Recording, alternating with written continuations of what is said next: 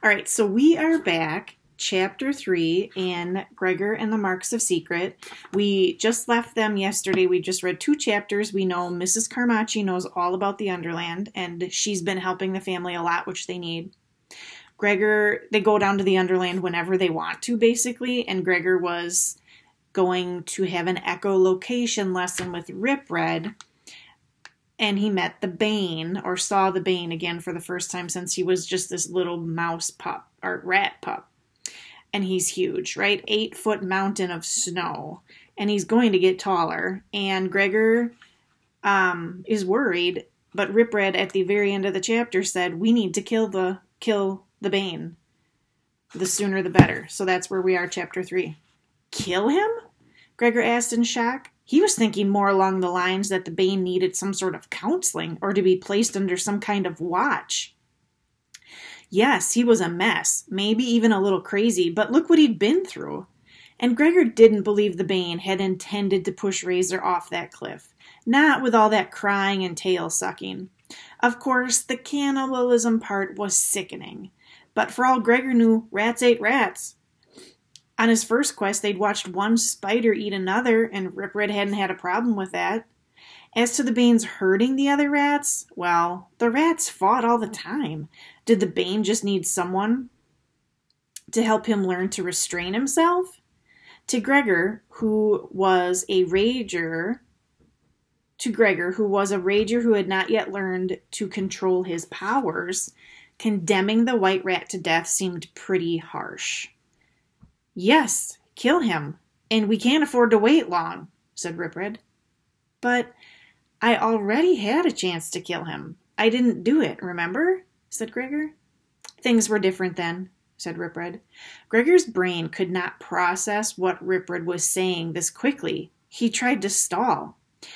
If you want him dead so bad, why don't you just kill him yourself? Because of the prophecy, said Rip Red.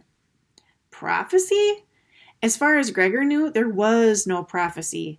In fact, one of the few things that had made his life easier of late was that there had been no prophecy hanging over his head. No warning from Bartholomew of Sandwich, the founder of Regalia, who had carved a room full of dire prophecies in the palace hundreds of years ago. As the warrior, Gregor had been mentioned in 3 prophecies so far. It wasn't impossible that there were more. Then again, I haven't heard of any prophecy, said Gregor. Maybe this was just another of Rip Red's half-truths, like the one he had used to lure Gregor into the Underland to search for the cure to the plague. We all thought you could use a break after the last 2 hit you back to back, but trust me, it's there, said Rip Red. It's called the Prophecy of Time. And it says I kill the Bane? Said Gregor. That's my interpretation, yes, but don't worry, I'll be there to help you, said Rip Red.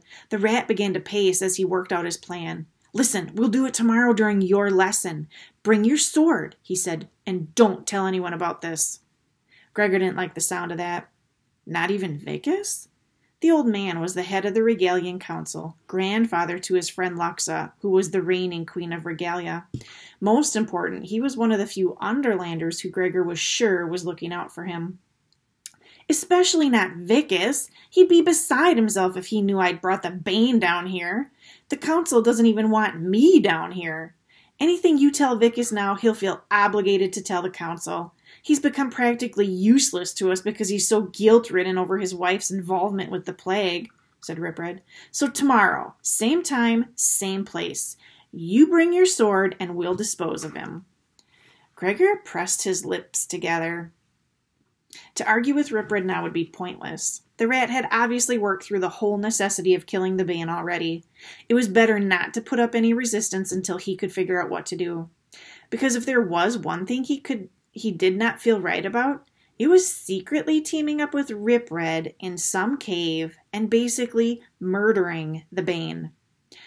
I'll see you then, was all Gregor said. I'm glad you understand, Gregor. We simply have no choice. With that, Rip Red melted into the shadows.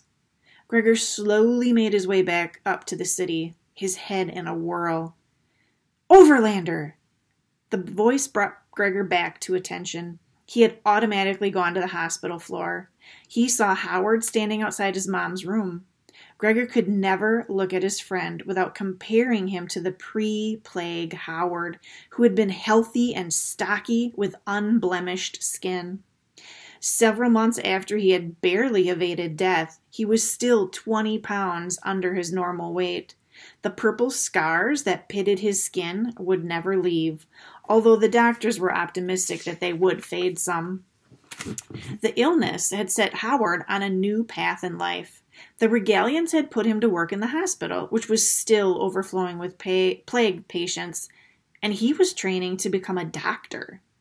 Howard was young and strong and had bounced back faster than most of the victims, but many were still struggling, like Gregor's mom, and Howard was committed to helping them.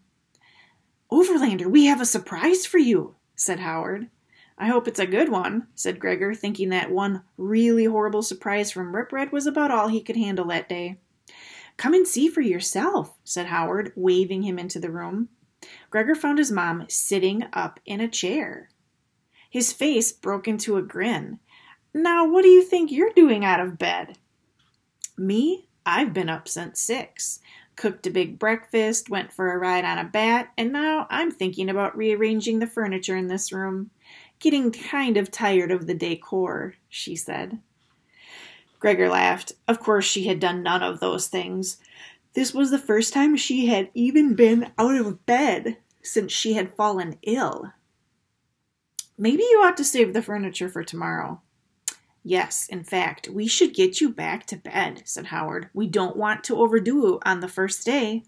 He reached to help her up. "No, Howard. Let me try it myself first," she said. With great determination, Gregor's mom got herself to her feet. Remember, she hadn't been out of bed since she got the plague.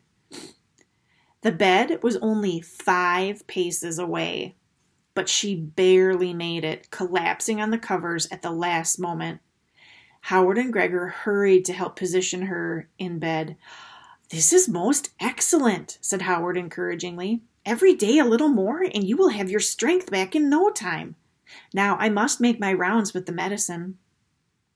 "That's a good boy, that Howard," said Gregor's mom when he had gone.